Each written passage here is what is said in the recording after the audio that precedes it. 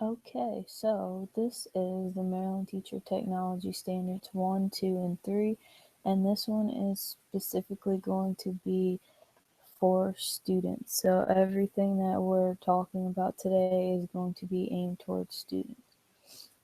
So we're going to be talking about three different issues, but our first issue is legal issues. And there are three concepts in the category of legal issues, and they are copyright, fair use, and Creative Commons. So, what is a copyright? Well, copyright is a legal right given to an author of an original piece of work, allowing them to control how their work is used. So things like textbooks, music, movies, pictures, things like that can be copyrighted. So what does that mean to you as a student? That means that you can violate the copyright law if you copy and share music that you've downloaded, or if you copy like DVDs and you share them or sell them, or you download movies that for free that should not be for free and you should have to pay for them. So what happens if you violate this copyright law? Well, you can be charged with a copyright infringement. So basically, a copyright infringement is when a person who does not possess the copyright of the work violates the owner of the work's rights. So that means that you could have to pay fines, and those fines are hefty fines. So what do you want to do if you want to own your own copyright? Well, all you have to do is really there's nothing you have to do, honestly. So if you created your own work and it's in a physical form and not just in your head, then your work is covered. But you can also go through legal processes to copyright your own work. So then there's fair use. So what is fair use? Fair use is allowing the limit use of a copyright work. So there's four factors that play into fair use, and they are the purpose of the use, the nature of the copyright, the amount of the work used, and the market effect of the use. So what does that mean for you as a student? Well, that means that teachers and students are protected under the law when using copyright works for lessons and projects. And facts are not protected under copyright laws. So just because it's a fact does not mean that it's copyrighted. And the only use you only use the information that you need. So use small parts of the work so that you're likely to be protected. And for like videos and music, if you're using those, only use 3 minutes or 10% of the total video, whichever is less. And for pictures or works of art, you want to use 5 images or less from an artist in one program or printing. And that can't be more than 10 to 15% of the entire work. So then there's Creative Commons. And you ask, what is Creative Commons? Well, Creative Commons is an organization that allows free licensing for creators that make their own public work. So, what does that mean for you as a student? Well, that means that Creative Commons allows license for educational purposes. So, teachers and students like yourself can copy and share work without asking for permission from the creator. Just make sure that any work that you're using is cited properly. And there are several sites that have Creative Commons covered material. And there's one mentioned here, CC Mixter, and that's used for music. So then now we'll go to ethical issues. So under the topic of ethical issues, there are three sub concepts, and they are gender divide, racial divide, and socioeconomic divide. So the gender divide. The gender divide is a part of this whole thing called the digital divide. So the digital divide is basically all three of these concepts that I'm going to talk about. So the gender divide, well, it's not too hard to understand what it is. It's basically um, females are not as likely to work in the computer science field. So research shows that, and according to Microsoft, 1.4 million computing jobs will open in the U.S. between 2006 and 2018, and only 29 of those jobs will be filled by women.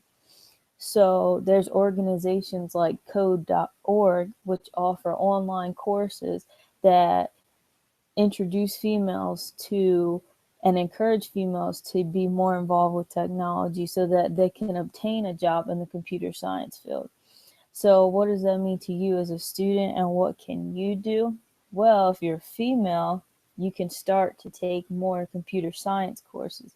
But male or female, you can get involved in computer science courses. And many schools are looking to add computer science courses to their curriculum and encouraging not only male but female students to take the classes. And as students, you can be informed and inform your peers about various tools and computers and technology that you can use, as well as the females, so that this gender divide can be diminished. And there are scholarships and programs that are offered to young women that involve the computer science field. So now we're on to the racial divide. What is the racial divide? Well, the racial divide is it's not a theory, but a known fact because research shows that African American and Hispanic students are less likely to use technology and obtain jobs in the computing profession. So what does that mean to you as a student? Well, programs are being created to encourage African American and Hispanic students to become involved with technology. There's computer science programs, like I stated before, that are being implemented into the schools. And code.org, the organization I talked about before, are working to put computers in the access of students of color. So, in code.org's program, quoted, there are 8 million students involved in their course. Out of the 8 million, only 37% of the students are African American and Hispanics. And in a Princeton study, it was said that there were higher share of white youth, around 57%, more than African American youth, which was around 44%, or Hispanic youth, which was 47%, who reported having a computer or using a computer during any given day. So basically, young white students are more likely to use computers and technology than African American and Hispanic students. And we want to get rid of that racial divide because everyone should be using technology.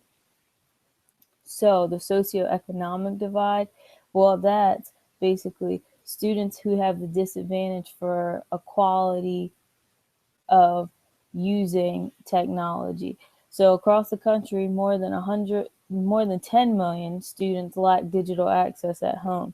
And why do you think that? Well, because they live below the poverty line. So students who qualify for free and reduced meals and they live below the poverty line are directly affected by the digital divide. And in the end, it affects their academic performance in a negative way. So, what can be done to help students? Well, you're a student, so what can you do? Well, Kajit offers education broadband, which allows the students who don't have internet at home to give students the opportunity to use technology. So basically, Kajit has these like little boxes that provide internet for students that don't have internet. So they have the access to internet and be able to use technology at home to do their work. So it was quoted by the Digital Responsibility that among teachers in the highest income areas, 70% said that schools gave them good support for incorporating technology into their teaching. Among teachers in the worst and lowest income areas, that numbers was just 50%. So 56% of teachers in low income schools say that their students were had inadequate access to technology, and that was a major challenge for using technology as a teaching aid. So as a student, we want you to become more involved with technology. And then our last concept is safety issues. So under the concept of safety issues, there are two parts, and it's acceptable use policy and cyberbullying. So the acceptable use policy is a policy that tells you how you can use technology and how you should care for it. So many schools or counties have their own acceptable use policy. But the points of an acceptable use policy are to be respectful, do not pretend to be someone else while you're using technology, only use the internet for class and schoolwork, be careful what you share, and don't share any personal information. And anything you do on a school computer can be accessed. So we looked at Worcester County and their policies. So policies become more detailed according to the grades. So Worcester County has a policy for pre-K to fifth grade, and it's quite simple. It has about 4 things to it, and they are: I will use the internet responsibly. I will not use the internet to copy others' work. I will take care of the computers and equipment. I will use the computers for classwork and schoolwork. And then here we are at cyberbullying. So cyberbullying, you ask, what is cyberbullying? Cyberbullying is bullying that takes place on any digital media or technology. So it can be done through text messages, emails, social networks, so forth. So an example of cyberbullying would be starting a rumor about someone on social media, or posting embarrassing pictures on social media, or sending them through emails, or so forth. So what do you do if you're cyberbullied, or you witness someone being cyberbullied? You never want to confront the bully. You want to keep all the evidence that you have, any text messages, emails, whatever. You want to keep them. You want to block the person who's being a cyberbully immediately, and you want to report the cyberbully to the website or the service provider that you're using. So if you're on like Twitter or Instagram, you want to report them right away. And then you want to, if it's a crime, you want to report them to the police. So it can be considered a crime, but how do you know if it's considered a crime? Well, if the cyberbully is threatening the victim, then it's a crime. Or if they're stalking or doing hate crimes, then it's a crime. And if the cyberbully is sending inappropriate text messages that is threatening the welfare of the victim, then it's a crime. So why do we care about cyberbullying? Well, over 60% of students say that they have been cyberbullied, and more than 80% of teenagers have access to a cell phone. So you have access to a cell phone, you're on social media, teenagers and students do what they do, you're cyberbullying each other. So we want to be sure that everyone is safe and doing the correct thing. So what can you do with cyberbullying? Know the signs and report it. And then here are our references of where we got our information from. And that is it.